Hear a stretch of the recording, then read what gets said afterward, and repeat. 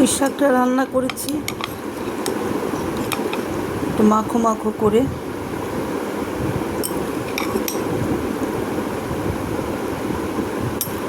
এই রেসিপিটা হলো মিমম হলো আমার granddaughter, only one granddaughter. Okay আমি নিজের মেয়ের মতো, আমার মা নেই এই দুনিয়াতে, আমার মার রুহু মনে করে ওকে আমি লালন পালন 12 বছর পর্যন্ত করেছি। ও এখন ওর মা বাবার কাছেই থাকে। যাই হোক, ওর বাসায় গিয়েছিলাম, এত মজা করেও আমাকে এই রেসিপিটা করে খাইয়েছে।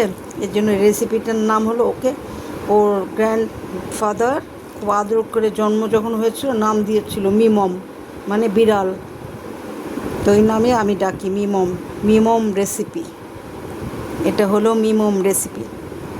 যাই হোক, আমি এখন পুঁই শাক দিয়ে খুব টেস্ট করে ইয়ামি করে খাচ্ছি। এখানে রইল, ইনশাল্লাহ আবার কোনো রেসিপি নিয়ে আসবো। এভাবে করে আমি যা যা ইনগ্রিডিয়েন্টস দিয়েছি ওভাবে তোমরা রান্না করে খাও, ভালো লাগবে আশা করি।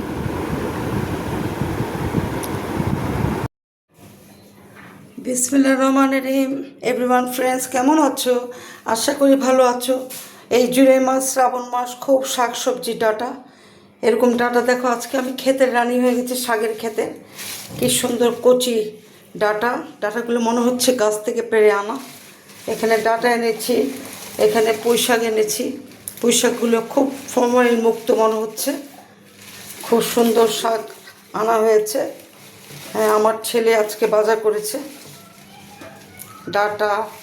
ডাটা এনেছে, পুঁই শাক এনেছে, দেখো বিলাতি ধনে পাতা, এটা চিংড়ি মাছ দিয়ে রান্না করব। পাশে থেকেও, আমি আবার ফিরে আসছি।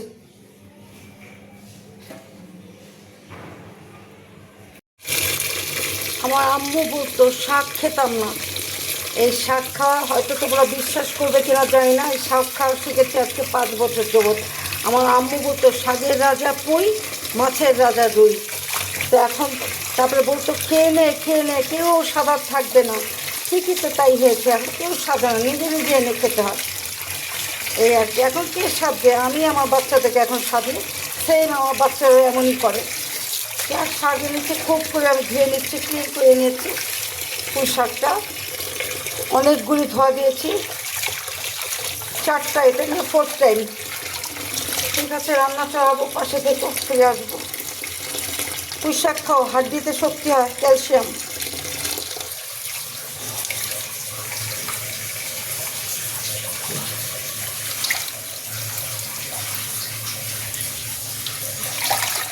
আমার মেয়ের বাসায় গিয়েছিলাম, আজমি, ওর মেয়ে এত সুন্দর করে পুঁই শাক রান্না করেছে, একটা মুখে লেগে আছে।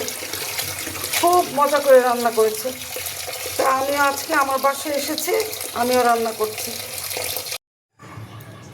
পুঁই শাকটা বেশ করে ধুয়ে কেটে, প্রথমে আমি খুব করে ধুয়ে নিয়েছি 4বার, তারপরে কেটে কুটে নিয়েছি।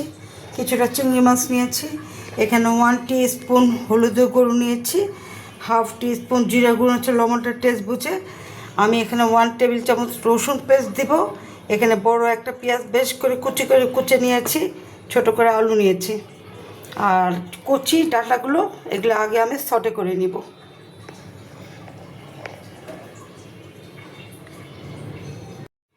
চিংড়ি মাছ যে রান্না করে সে চোর হয়ে যায়, কারণ চিংড়ি মাছের খোসাতে সব কিছু চলে যায়। এই চিংড়ি মাছ দিয়ে এখন আমি পুঁই শাকটা রান্না করছি।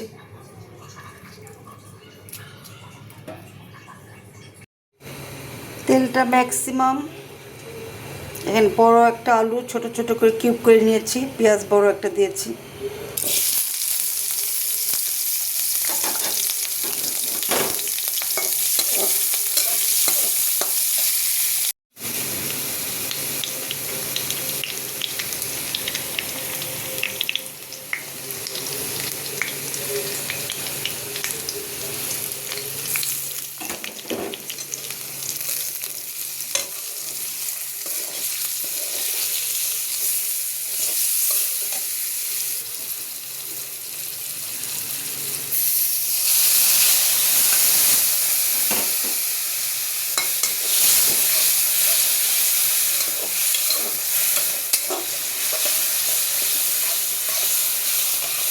আমি খুব করে সটে করছি।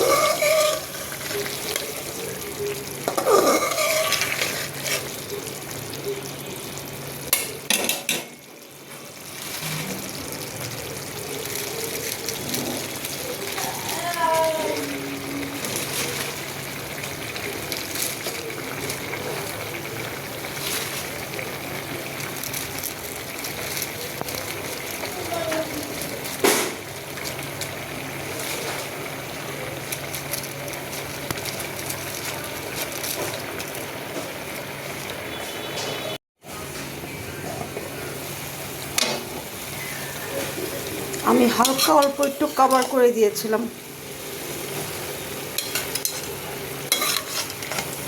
আমার ভালো করে সটে করে করা হয়ে গেছে। এখন হালকা একটু শাকটা সিদ্ধ হয়ে যাবে, আর ঢাকা দিব না।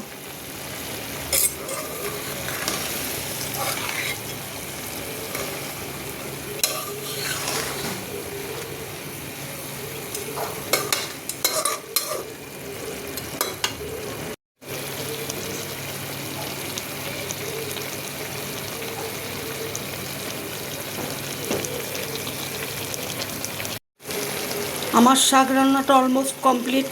একটু মাখো মাখো থাকবে। আমি এখানে 1 টেবিল চামচ রসুন পেস্ট দিই। রসুন পেস্টটা দিলে তরকারিটা খুব একটা ইয়ামি হয়। যাই হোক, কমপ্লিট আমার রান্নাটা।